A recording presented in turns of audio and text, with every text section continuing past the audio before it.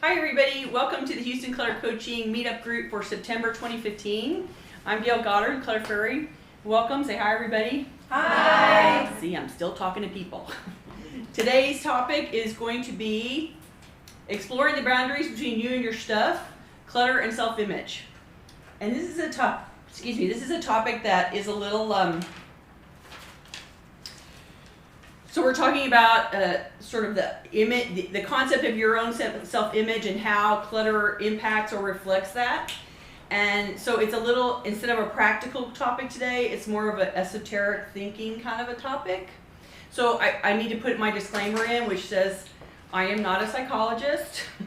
I do not have a degree in psychology. So these are all my own opinions, in my humble opinion. This is all me all the time, and I am not being a psychologist right now. So take that, let that be your filter through which you listen to me today, and hopefully we'll still be able to help you see things in a new way, right?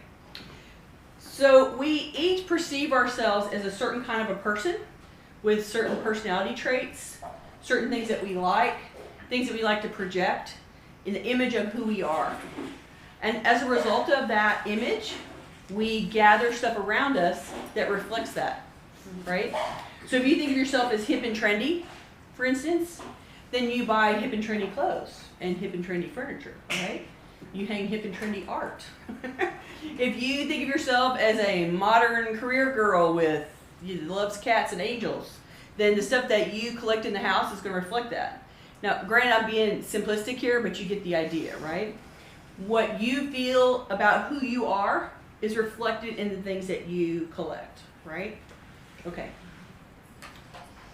In a culture where we judge everything by outward appearance, we use the stuff that we have around us to signal our success level, right? We're trying to show people how successful we are, what our position or status is in the world, and the stuff that we have in the house is trying to tell people, see, I'm doing really great, my life is really good because I have all these things.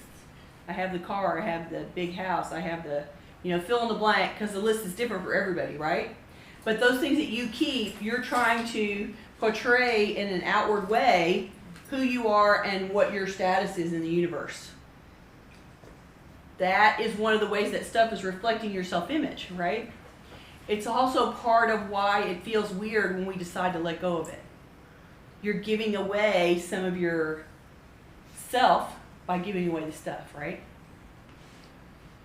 Stuff also represents security. This was something that Ed brought up, which is very interesting. I think a lot of people say to me, the penultimate, why do I have to keep this thing question, which is, what if I need it someday, right?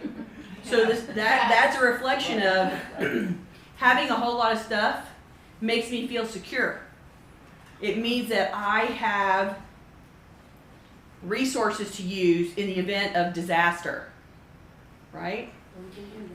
I'm insulated against a whole lot of scary possibilities that might involve me not being prepared enough. And the message that I always give about that, this is a sidebar, but the general message that I always give about that is, you live in a 24/7 city. Even when Hurricane Ike happened, nobody went completely without, right? We had 3 weeks of no electricity, and you could still pretty quickly, you couldn't get air conditioning for a long time, but you could still get food and gas within a couple of days. Nobody was suffering, and everybody was making food in their backyard, right? So we save stuff because it makes us feel more secure, and my immediate response to that is always, what's the apocalypse that you're planning for, right? Things also represent your personal history. So there's always things in the house that are keepsakes, the memories, that are the trail of the path of your life. From little bitty to great big, wherever you are in your life, you have a whole history of stuff behind you that shows who you used to be, who you started out being, who you became. And for some people, that path is really clear and singular. Like they wanted to be a doctor when they were 6, and now they're a doctor, right? Like it was a very smooth and easy path. And for some people, that's a much more varied and windy road. They do a whole lot more things. They change their minds a lot. You know, what they start out to do, it doesn't end up being what they're doing. I'm a prime example of that. I used to be a CPA. Not anymore. I used to have stuff in the house that was about being a CPA. Yeah, I was so glad to let all that stuff go when it was time to let that go. But the hard part for me, you have to, when you're a CPA, you have to have a license. All the states have a license process so that you can put CPA at the end of your name. And I did that process. I got the degree. I had the big plaque, you know, Texas says you're a CPA. Number 41,277. There's a lot of us. And when it came time for me to stop being a CPA permanently and become a CPO, Certified Professional Organizer, I had to surrender my license. It took me a long time to go, okay, I'm willing to let this piece of paper go. I'm willing to give it back to the state of Texas and stop saying I'm a CPA. It made me nervous, right? Because 25 years of my life had been about keeping that identity as a CPA. And I was making a decision to go, not anymore, that's not who I am anymore. Even if this business fails miserably, I am not going to go back and be a CPA again. That's not who I am anymore. So we all have that level, that attachment to the stuff that represents the path of our life. And some of us are more sentimental than others, right? And some of us have had more zigzags in the path. And so you accumulate a little bit more because your path is a little more varied and active. I guess is the best way to say that. So, if your stuff that you own reflects your status, your success, your security, and your personal history, you see why it's hard to think about letting go of stuff sometimes. There's a lot of mental barrier about, I'm giving away my security, I'm giving away my outward status to the world, I'm giving away my history. It feels uncomfortable to people, right? I've got some examples. If I give away that expensive chair that I bought with my bonus one year, I'm giving away a sign of my success. So how are people going to know that I'm successful? If I throw out those old photos, I'm tossing my personal history out the window. How am I going to remember things about my life? If I give up the extra plates, I'm giving up some of my security and resources in case suddenly I have to feed 30 people, which has never happened in my life. Right? But you get the idea, right? People are saying to me, but what if I need it? And what they really mean is, what if there is some catastrophic event that requires this specific resource and I no longer have it? And then they have to believe me when I say, it'll be okay, you'll find a workaround, right? Like you have a million times before. It's also true that this stuff links us to the image of who we used to be or who we want to be, regardless of the reality, right? So think about your clothing. This is one of Ed's. If you think, I was happy when I could wear this, I looked really good in this outfit, you're remembering the self-image of who you used to be when you were in high school, not who you are now, right? If you think, I'm going to fit into this someday, I'm going to fit into it in some, glorious future when I'm a size 4 again, you're sort of having a future fantasy. You're fantasizing about who you want to be instead of who you really are. And the point that Ed made about that, too, is we have fantasies about who we would want to be. I might want to be a movie star. Is that going to happen, probably? No. Is that a realistic goal? No. Am I going to grow my YouTube audience this year? Maybe, right?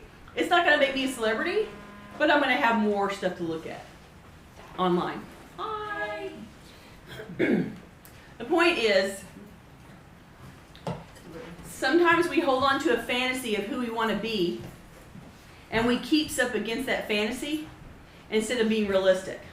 So the realistic goal might be, I want to be more healthy this year and I want to lose 30 pounds in 2016. Instead of the fantasy that would be, I want to be a size 4 again like I was before I had back surgery when I was in high school. So one is a realistic, you might want to keep things against, I'm going to exercise and I'm going to try to lose, a reasonable amount of weight.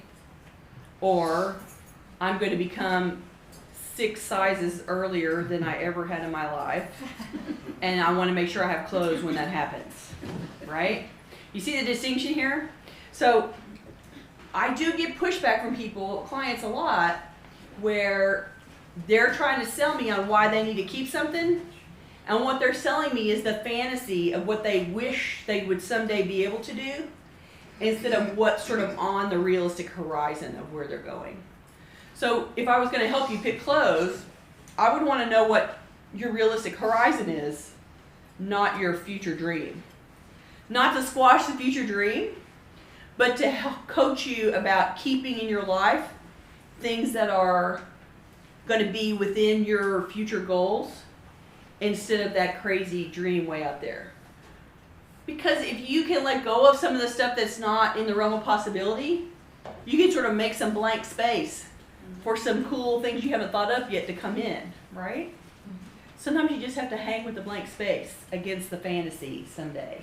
And if you ever become a size 4, I will do the happy dance right with you and send you shopping, right? But you don't need to keep those clothes for 10 years while you try to get to that, while you try to attain that level. Does that make sense? Okay. The other example I had was crafts, because I'm a crafty chick, right? A lot of crafty chicks, you know who you are, have every craft known to man in the house, right? And they try all of them.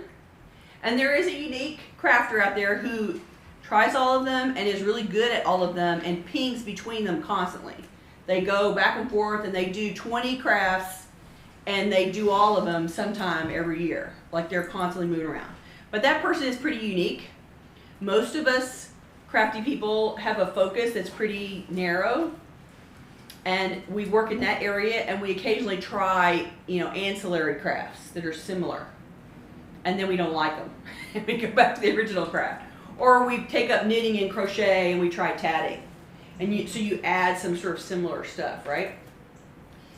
Most crafty chicks have a whole bunch of crafts in their house that they've tried and declared, I don't want to do these. I didn't like it. It wasn't fun, whatever. It was a fun experiment because creative people like to experiment, right?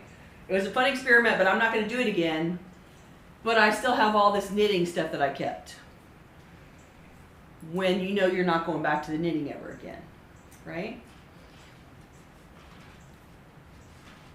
I would want you to take those 5 crafts and tell me, I'm doing this one, I'm doing this one, I'm going back to this one in a month.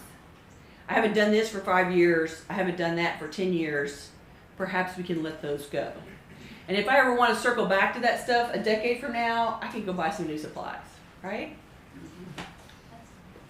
It's the same way to filter anything, and I'm just giving you the clothing and the crafts as examples. It's a way to be realistic about, I have this whole population, but this is the part that's realistic for my life right now, and the rest of this stuff doesn't really have anything to do with me and who I am right now.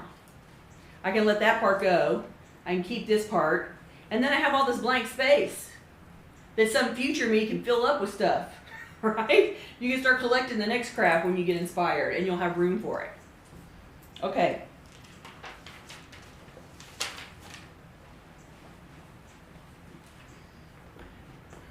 The point of this discussion is so that you can understand and try to think about the distinction between the stuff that you have and how it's actually separate from who you are.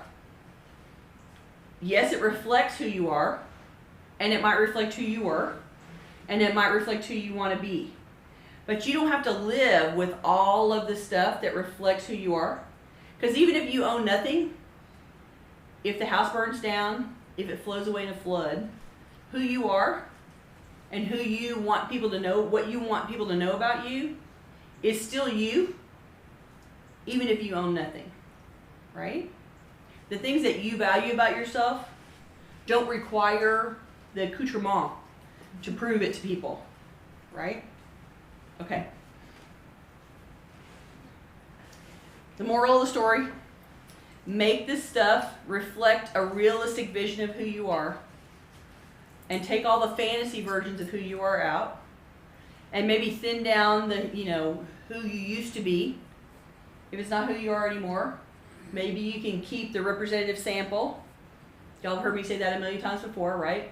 You keep the representative sample, the really cool version of the stuff that you have, and you let the rest go. Andrea was just telling me she got artwork out of her mom's house, and some clothes.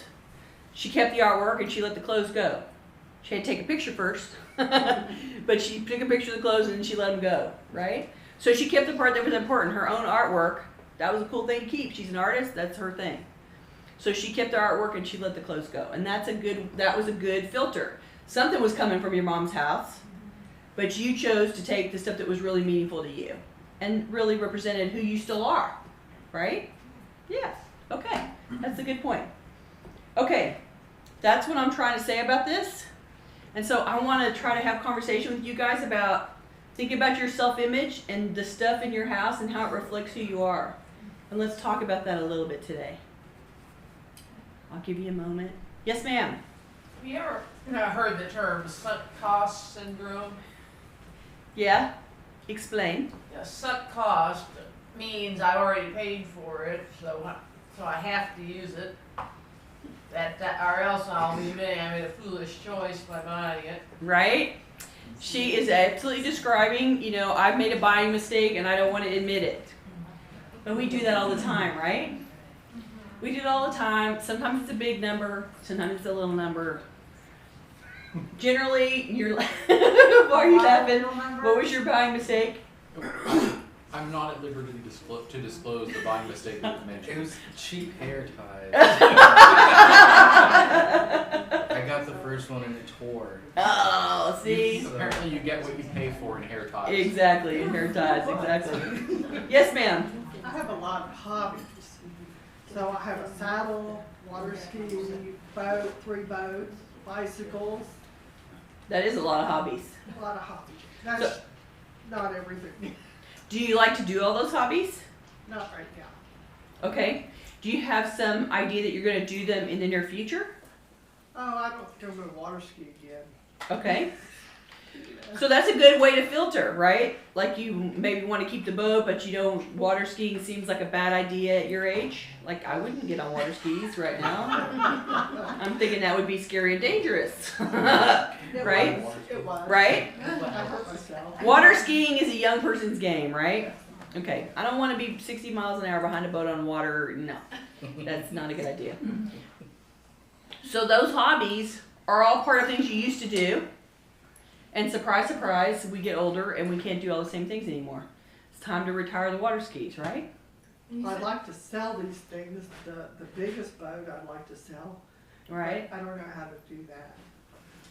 Well, that requires interacting with people that buy and sell boats, right? So then you got to go talk to a marina and talk to, people that clean boats, people that store boats, people that repair boats, all different And businesses also, related to that. Talk to somebody, a friend or a relative that can help you do it, because you don't want to talk to just a marina and then get taken.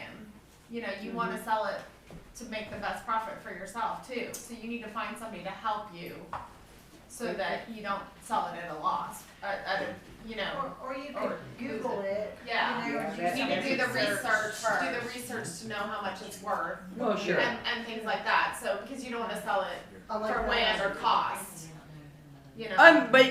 And there's a time value of your, Yeah. it may be too much of a hassle. Like maybe Yeah. you do want to get, like this is how people get houses. Right. When somebody dies and the family just needs it gone, Right. and they sell the house and somebody gets a big bargain and everybody's happy because the house is off your plate and the new owner got a deal, and this is the nature of trade and commerce, right? So there's other than money, there's some of your value of time and irritation factor, right? Yes, ma'am. One of my things is like toiletries, cosmetics, body washes. I mean, people give me them, but I buy a lot and then when like when the next newest thing comes out, I mean, if I like something, I'll maybe buy a few of them, and then there's always the newest thing.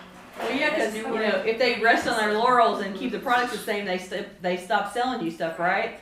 So they're constantly going to be churning it, and I know that's like you like to look really nice. You always get dressed up and have a face on. You always look really lovely, and so I know that's something that you invest time in. I don't put a face on every day, but I know you do, right? I put a face on for y'all, but I don't put a face on to go get in the muck, in the dust, in the clutter, and yeah, that's kind of wasted on the dust bunnies. You know what I'm saying?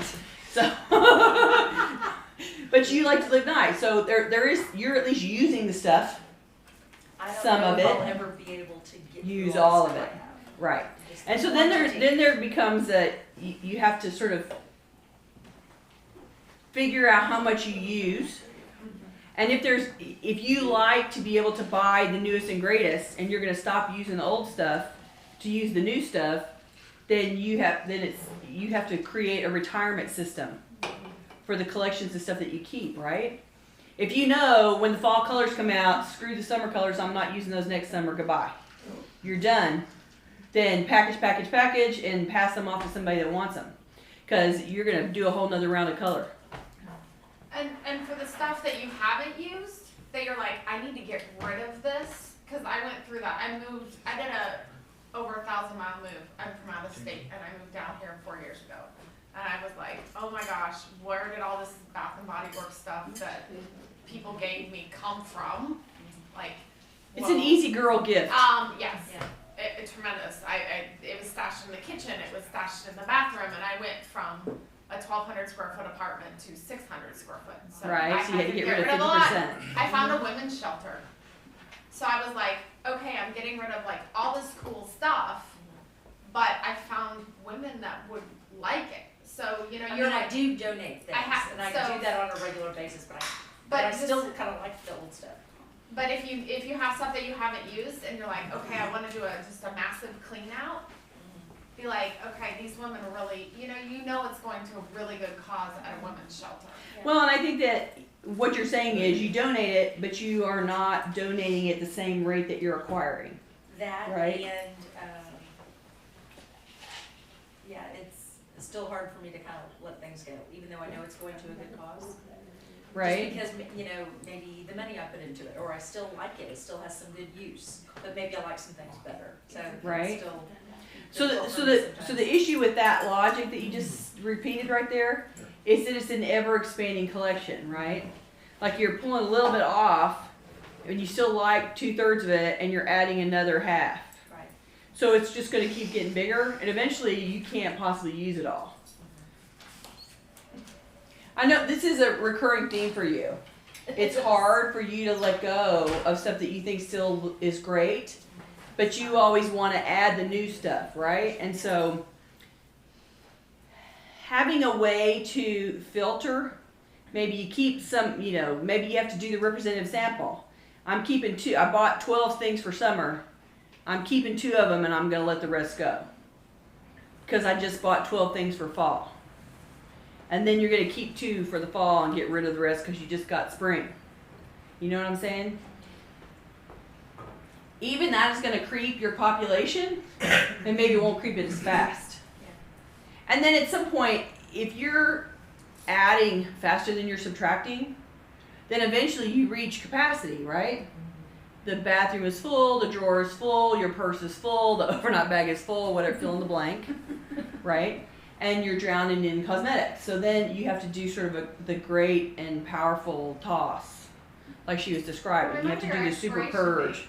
Right. Some stuff's only good for 6 months to a year. And I know that intellectually, I know that. Well, right. You know, And that there's also some, it's like, okay, so the soap will always make soap even if it's 5 years from now, right? So, it's hard to convince yourself to do that. But one of the things that I did, and I've told the story before, you take a regular size Bath and Body Works bottle, and it takes 2 months to use it, which means that or 3 months, it takes a quarter. So that means I can use 4 bottles in a year. which means that if I have 12, I'm good for a while, and I better not be adding in the ensuing 3 following years, or I'm always gonna, like, they're gonna be carrying, shoveling it out when I die, right? I could go 3 years without buying more. See, that's what I'm saying. So you have to control the level of buying. One of the things that I started doing was because I wanted to have alternate sins. So I started buying trial size. I bought little travel size. Well, I can use one of those up in less time, right? Then I get to shift. So it's a matter of recognizing that your enthusiasm for the product greatly outstrips your capacity to use it on your own body. Like, unless you want to shower 5 times a day, you're gonna drown in body wash, right? So those are good things to regift. You can, all your other girlfriends can get some of your body wash because you're gonna go buy some more. And then when you're standing there and you walk around the store, this is one thing I tell people to do too. Go in the store, pull down everything you think is cool, pause, take a deep breath, look at the basket and go, seriously? What was I thinking? And then go put some of it back. You get the 20 things that immediately make you go, oh, isn't that cool? Into the basket. Which is what they're counting on, by the way. They're hoping you do that without thinking about it for a minute. And I'm telling you, think about it for a minute. Pause, and then, leave some of it behind and buy this much. To do that with myself, but I've been shopping with my mom more lately. And my mom will question, Beth, you have 10 things like that. And then I feel guilt or Hesitation. yeah, and then I'll go, okay, you're right, and then I'll, so she's kind of Hey, Mom, good job. Yes, ma'am.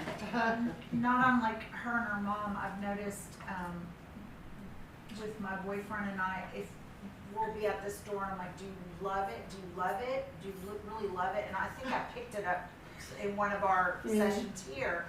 And so I have found that he now says it back to me, and it causes me to have pause, and then I really think, you know what, it's an awesome shirt for $6 at Walmart, but do I need it? Do I love it? No. And I've found myself putting even a couple things, because Walmart is my big stuff for just everyday stuff. I haven't been to Target. Target's my jam. But I'm excited for you. Yay! I know. Something that she was also talking about is like the bargain. I'm like addicted to them. I know, and it's that's another one that you have to like run around and put the bargains in the basket, and then look at the entire basket full of bargains that is actually duplicates of things you already have, and go, yeah, that was fun, and walk away. Like sometimes you have to shop and make sure that the people that work at the store have something to do. And you pull it all in the basket, and then you leave it somewhere in the store and you leave. Because really all you're trying to do is entertain yourself, right? Part of it's the fun, the thrill of the hunt, right? So do the hunting and don't kill anything. That seems anticlimactic. Well, yeah, but it also means that you're saving money and you're not taking an entire chain. Well, right. You're saving yourself a basket, because all that stuff that's in the basket, I want you to hear me in your head saying, I have to put it away somewhere, I have to put it away somewhere, I have to put it away somewhere. I get it home and I leave it in bags. And stuff it in the somewhere to thing. put it. How many times have we had that conversation? Yes. And what we're just now talking about, there's a book that Anne, many of you know Anne, who comes to these meetings, that she politely gave me on procrastination. That's a good friend, man, that gives you a book about procrastination and doesn't die. Honest friend, honestly. And then on the inside it says, we both could use this, so maybe you'll read it and one of us will learn something. But she's so That came with a bottle of wine, right? Yeah. There's that. So I'll, at night I might read a page, and so what you said about get the stuff in the basket and walk away, there's a page on our dopamine centers, and I don't have a scientific or science background, but our dopamine it's all about the thrill, the hunt. Yeah. Once you get it, it's gone, and then your dopamine, it's like the evil twin kind of a thing, like having to go home, find a place for it, unpack it, unload it, pay for it when the cart statement comes in. So if you think about it that way, heck yeah, go to the store, fill that cart with all the. Yeah, exactly. She says like exercise, right? Walk around the store, put the stuff in the basket, have the thrill of the hunt, and then go, that was fun, thanks so much, I'm leaving the gym, and walk out. I mean, even if you do that 1 in 3 times, that's 1/3 less stuff coming home with you, right? Mm-hmm. Even if you can leave half the stuff in the basket, you're taking home half less than you intended when you went in the store. And truthfully, if you think about it, you went in with a list in your head, right? I need toothpaste. Right. And then you look at the basket and go, I need a toothpaste, and yet there's 40 things in the basket. Like, what happened? But the toothpaste wasn't there. But then no toothpaste, right? Yes, ma'am. This sounds like catch and release. Exactly! Exactly! This is the clutter version of catch and release. Thank you very much, Rosemary. Yes, ma'am. So I said earlier I went from 1,200 square feet to 600. And my problem is my kitchen. I have stuff that my mother, when she went from big to small, she passed on to me when I got like my first apartment, and then she's been passing things on to me. And of course, it was, oh, I remember using this when I was a kid growing up. And oh, I remember using this as a kid when I was growing up. Okay, so you realize that this is the reverse version of our parents are our free storage unit, right? Right. So the reverse version is, I don't want it anymore, you're my dumping ground. Yes. And That's so, the parent to kid version. yes, so I have like the Tupperware, which is still good. You know, some of it's still good. And I have like just. How big is your different- kitchen? Actually, this one's decent size, but I still think I have too much stuff in it. And you know, it's like, oh, I have this like basting brush for barbecue sauce and whatnot that I'm like, I haven't used that in years. And then the other day I actually used it for the first time in like 5 years. But I'm like, so how do I like pare down this stuff in my kitchen? I'm like, that's my issue. Is like, So, because I go to get rid of something, class. I'm like, so I go to get rid of something, I'm like, oh, I used this as a kid. It came Right. from my mother. Blah, blah, Blah, blah. blah. And I'm afraid when she comes to visit, she'll be like, but where is the that I gave you? Right? So here's the thing. Your mother's full kitchen cannot be added to your full kitchen and fit in one kitchen. Right? That's two kitchens She's into quit one giving place. me stuff because Well, now she's she run has out. She has a house now, so Oh. she's restocking her kitchen. But she, of course, she's She's already 3 offloaded states to you. away. Right. So here's the thing. back. Once it becomes yours, then you get to decide what to do with it, right? So if it's not useful to you anymore, then it's time to evaluate how many things do I need to get around in my kitchen to get to the things that I use. And I'm stuck in that being prepared thing. Like if I get rid of it, the minute I get rid So of it, here's I'm gonna need it. So what are you gonna do? What would you have done if you had given away the baster? You would have Oh, figured out, gosh. right? You would have figured out a way to put the sauce on the meat, right? It's not a rocket science, Yes. right? So I'm just saying, Paper towel. right? There's a solution. You are an intelligent human being. You can make it happen, right? Or go buy one So- for $2. In the end, you only have so much cabinet space. You only have so much closet space. It can only hold so many things. It better be the things that you like to use, and that there's air around them so that it's easy to put things in and out. It's got to be easy to take down. It's got to be easy to put away, or guess what? It never comes out of the dishwasher, right? So you're fighting sentimental stuff. You're fighting overload, duplication, and you're fighting the, oh my God, panic. I might need that someday. Yeah. So what I'm going to say to you is, get over it. So that's clutter. So here's the thing. That's Clutter Fairy shorthand for, I know that you think that there's going to become some kitchen disaster that requires something that you gave to Goodwill. And you will be standing in the kitchen one day and you'll be going, she made me give away that fill in the blank, and now I need it. And now I'm finally cooking and I Right. need it. So I suggest to you that your ability to cook every day is more important than having all kitchen gadgets against all cooking possibilities. And if you finally show up one day and you want a basting brush, you can go to Target and get one. right? And come That- to Target with 20 different. Well, yeah, and then do the Gayle dance, right? I filled my basket. I'm going to reach in and snatch the basting brush that I originally came for and go to checkout, right? Okay. The reason and I don't mean to be flippant. I'm trying to be funny, but I realize that you're struggling here in terms of sentimentality and functionality, and the kitchen still is only so big. So you want the things in the kitchen to be the ones that you use 80% of the time, and most cooks pull out the same bowl. They pull out the same frying pan. Listen to Ed. He uses the same 2 frying pans, and he pulls out these 3 bowls to mix with, and he uses these things for the sauces, and the end. So every once in a while, he is, you know, Mr. Chef guy, and he made an orange slice of upside down cake for my birthday, which required him to do things that he hadn't done before. So he went out and got a handy dandy Slice-O-Matic 9000. A mandolin. A mandolin. So he didn't have one of those, and he needed one for the project, and he went and got one.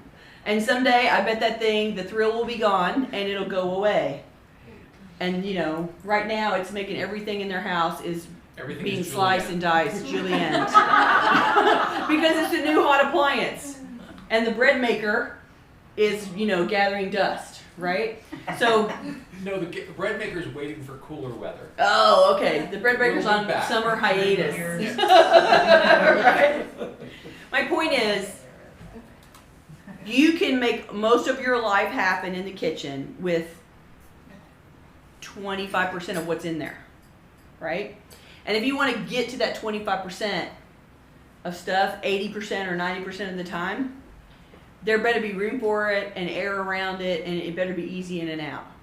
And what you stuff in around the crevices better not crowd you out of being able to use the stuff you use all the time. And yes, there will be some things that people always say, but I use that at Christmas. Awesome. I know a lady that she makes homemade croissants, hand rolled out, butter, 4 gazillion layers, and she makes like 20 or 30 dozen of them. Because she gives them as gifts, and like they have a whole production line at Christmas, and she has a whole set of cooking stuff that is about croissants at Christmas. And don't you want to drop by her house at Christmas time, because, oh my God, it is the bomb. But, you know, that's something that she does with her family, and it's an event. So there's a whole set of baking stuff that only comes out once a year and gets used for a week and then disappears. So where do we store that? Not in the main part of the kitchen. It got stored in, you know, it's like any other Christmas supply. It got stored in the corner, up in the pantry, up in the air, and they go and pull it all down for their croissant marathon, right? Same for you. And if you surrender something and suddenly you find yourself having to go to Target, just consider it a, you know, excuse to shop. You got a bonus today. You get to go buy something kitchen-y at the store. And, you know, it's going to cost you $20, and you'll have a good time, and you'll be able to do your project. And in the meantime, all the 364 days that you didn't have it, you had that much airspace in your kitchen cabinet. Does that make sense? Okay. I'm sorry. No, you're fine. Okay. All right. If you can think about the kind of stuff that you keep in your house and resist letting go of. Makeup and clothes was hers. Kitchen was yours. What about you? Paper. Yeah. Okay, so let's talk about that a little bit. Oh, yeah. What's the panic around the paper? Oh, I think we're gonna read it all. It has information Someday you're going to be very well informed, there. right? Very well. And so the self-image is, I want to be a well-informed person. I want other people to think I'm well-informed. I want to be able to talk about things intelligently. Therefore, I need to consume all this data. But there's a problem. Now the internet is so easy. to Right? get informed. Right? Yeah. If you need to do it, if you need to know something, you can go Google it. Right? Thank you, Google. Thank you. You are the Clutter Fairy's favorite friend. Because I can say, Google that shit. And people can let it go. Right? There's always going to be paper that you really want to keep. There's always going to be sentimental versions of paper. Right? There's always going to be paper that you legally want to keep. Here's my driver's license, here's my birth certificate, here's my passport, right? And everything else is kind of negotiable, depending on what's going on in your life. we talking about magazines and like newspapers and stuff? Interesting articles, but there's also, I think I'm keeping past bills and things that I don't need. I mean, Past, what was that? Bill? you know, Bills. Oh, okay. You know, that kind of stuff too, I need to shred. Right? So that's sort of, I'm keeping it against disaster, right? Like it feels like a resource. If you keep all the old bills, then it feels like you're sort of protected against some boogeyman that's going to come. My mother used to laugh and say that, you know, surely you can't throw that away because if I don't do what they want me to do about the taxes, they're going to take me to San Quentin. Like it was a real straight line for her. Like you don't file on the day when the taxes are due, then you go to San Quentin. So she sort of had that level of panic about it. Like straight to jail, boom, right? And she was worried about that. And so we had to have a lot of, you know, discussions about, yeah, Mama, it takes a long time till they get to the last resort of San Quentin. Like there's a whole lot of steps in between there, right? So don't worry about it. It'll be okay. I think that if you just have a conversation with, for instance, the person that prepares your tax return, or your lawyer, or me, you can sort of get okay with how much paper you have to keep and why you're keeping it. And you can let go of a whole lot more than you think. And we're getting more and more comfortable every day with the idea of electronic representation. And of course the IRS finally got on board about that. So your electronic representation of a bill counts as evidence, as long as it shows, you know, here's the Verizon bill, it's a third-party bill. If you have a scanned copy, if you have the PDF copy of the bill, that's still okay with them, right? So they've caught up a little bit, so they don't have to have the physical paper waved in front of their face, which is a good thing, right? And so there's a lot less paper that you have to keep than you imagine. And then there's one like programs from all the events you go to. Programs, movie tickets, right? Well, So that's your memory lane link, right? Yeah, you have a program and you remember it and it's opera, you know, it's all. So do you go back through them? Do you go look at the programs again? Not lately. Not lately in the last decade? Not lately in the last year? Like, give me some parameters there. Like, is that something you used to do and you don't do anymore? How do you feel about it? Well, I always thought I would do it. Bingo. Yeah. But, you know, and when I was packing them into boxes, it was very enjoyable. To look at them all again. Yeah. Right? Okay. I get it. But, So that's sort of a memory collection. It's a memory thing, but I, you know, I probably could be strong now. Just recycle. Right? And the truth That's not what we're is, talking about. you may not remember much about the ones that are, you know, from 15 years ago, but you might remember a little bit better the things that were a few years ago, right? So as they sort of slide down in history, the Peter Pan production that you saw in, you know, 1996 is not as memorable as the Peter Pan movie that's going to come out next month, right? And so you're going to, you see what I'm saying? They do age and marinate while you save them, right? So you put all those memories in place, and then a decade later you take the box out and you're like, who is this person? You have pictures that you saved that were so important, and then you don't remember who they are. Like, clearly you're going to remember your niece and nephew, right? But there's going to be people that you went to work with, and people that you met, and people that you saw. Here's pictures of you and a bunch of people at a party you went to, and you're like, who are all these people? I don't know who they are, right? So it was real important for a few years after the party when you still remembered those people and might still be interacting with them. But now, not so much, right? They sort of faded in importance, and so it's some of the stuff that you can thin out. Are you going to throw away all the pictures of your mom? Probably not. But are you going to throw away the old boyfriend that you broke up with 20 years ago? Yeah, maybe. Maybe you're over him, right? Are you just petting yourself? Yes. Okay. I thought you were going to raise your hand there and then you're really petting your hair. Yes, ma'am. How do we tactfully dissuade family and friends from giving us that old kitchen stuff, or, just, oh, it's your birthday, here's some stuff, and it's like, well, what do I do with it? I got to put it in a closet, or, Right. How do we tactfully do that? So are you talking about somebody who then circles back and wants to see where the stuff went? Well, not Nobody really asks for it. They don't. It's not your mother-in-law who wants to know where it is later. To give it to you because it's your birthday. Birthday. Christmas. Like my brother would give me something and I just like what Whatever, do with it? right? Yeah, yeah. Okay, so here's the Clutter Fairy rules about gifting. And mother-in-laws will disagree. But when they give it to you, it is then your property.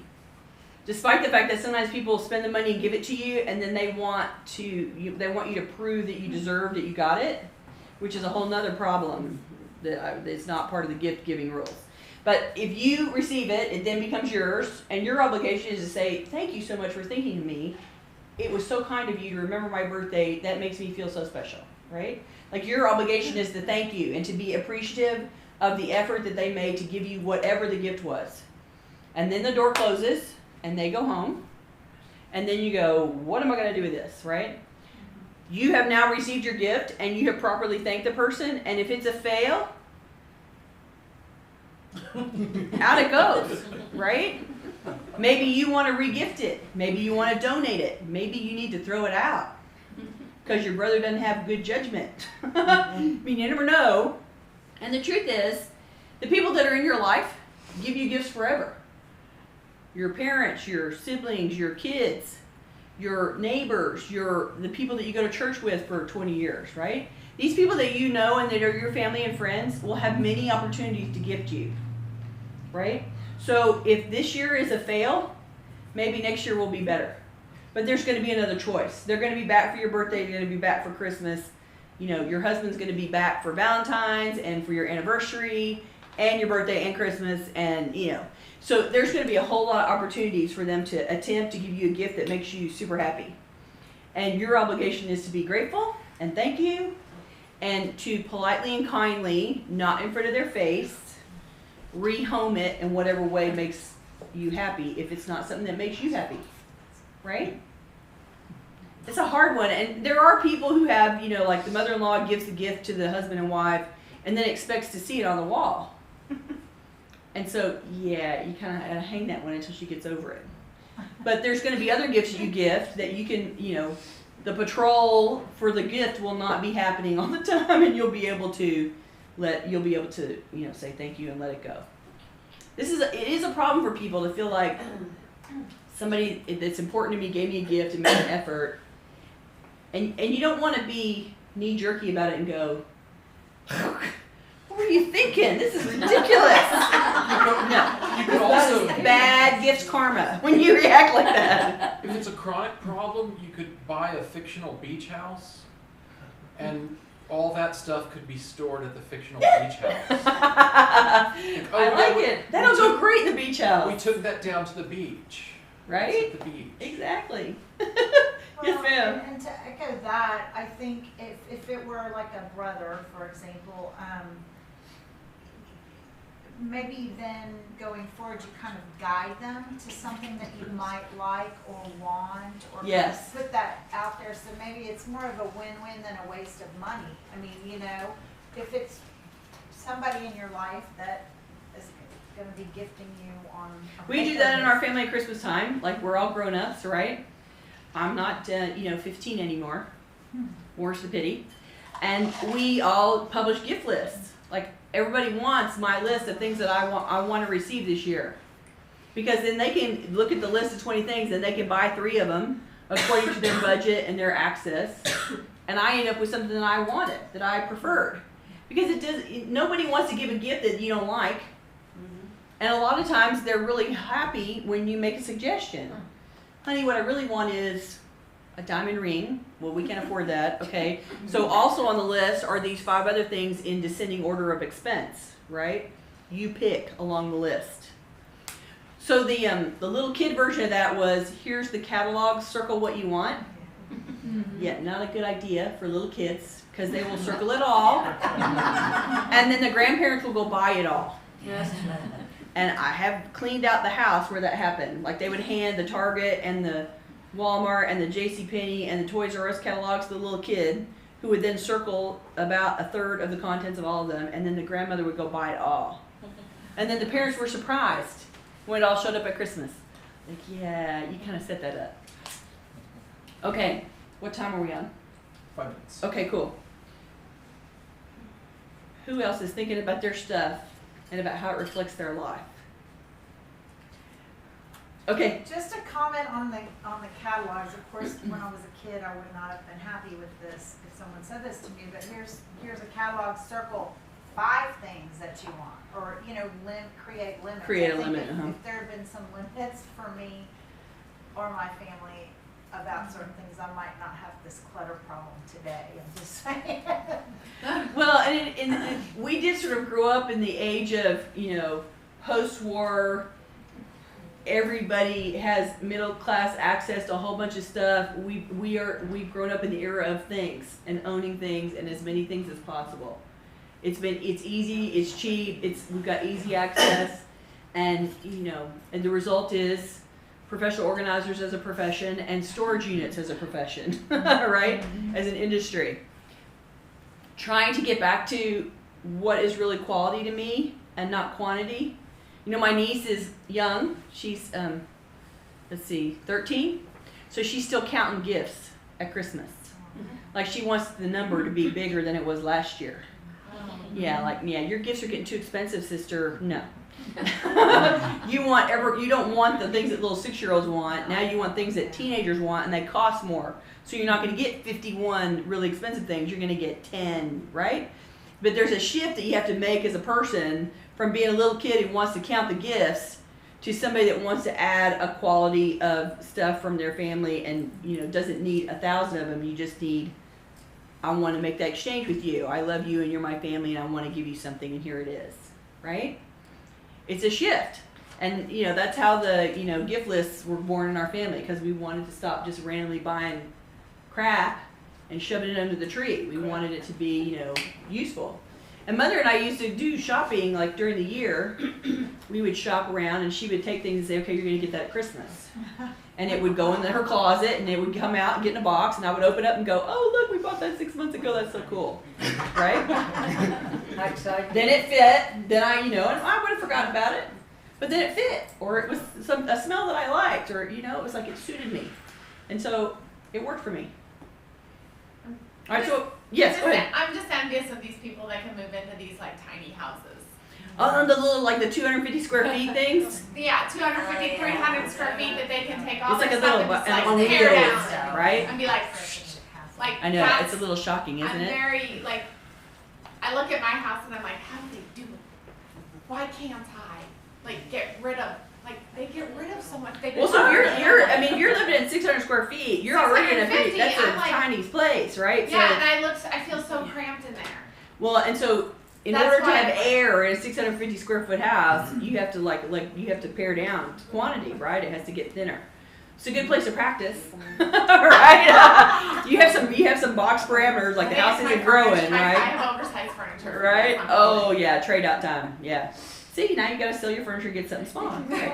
Yes, ma'am. You were raising your hand. Well, this is kind of backtracking, but on the subject of how to tell your family that you don't want much. I'm trying to learn from my sister. She just bought it's been a few years now, a small home preparing for retirement.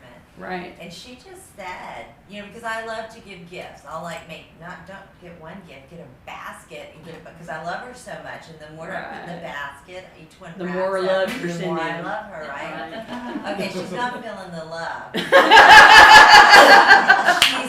she's a person that when she comes to my house, I actually put things away off of my countertop because I know it irritates her visually, and she comes to help me take care of my kids, so I want her to be happy. Right. But anyway, she just said, we are trying to pare down and really simplify our life, and I love the gifts you give me, but they're not necessary. And she said we'd rather have things. Oh, well, then she was kind of talking about another person, not me, but I know she was talking to me. It's so nice. It's so nice that when they give us, or if they give us something, that we could use, like tickets or something. Right. And I went, bam. So I have given them ever since, for whatever occasion, theater tickets or a special concert ticket. They don't even care if it's in the nosebleed section. And so it's a chance for them to get out, and you know what? Even if for some reason they can't go, they can give it to somebody. And exactly. It's just a piece of paper. Right? And then they go have the experience and they think of you while they're doing it and they're happy because you're not adding stuff to the house. I suggested that to my sister-in-law because she, for us, because she is one of these people I'm writing notes about. She gets a collection going for me. Right. You know, like Department 56, the whole collection. 1 year I'll get one of the, and sometimes it's nice stuff like water. Yeah. How many champagne sets do you need? Yeah, not that many, No. right? So, And so great that you shifted, and you can give out the same, you know, like we really want tickets to the Super Bowl this year. We really want, you know, let's get your whole family to pitch in on a gift that's really cool that we want to go to Hawaii for a week. Everybody pitch in, you know, I mean, you can, as adults, you can do all sorts of things that make it easier for them, and you don't come home with stuff, you come home with great memories. Right. Okay. All right, so we're winding up for the day, so I want to say thanks to everybody, and we'll see you next month. Bye.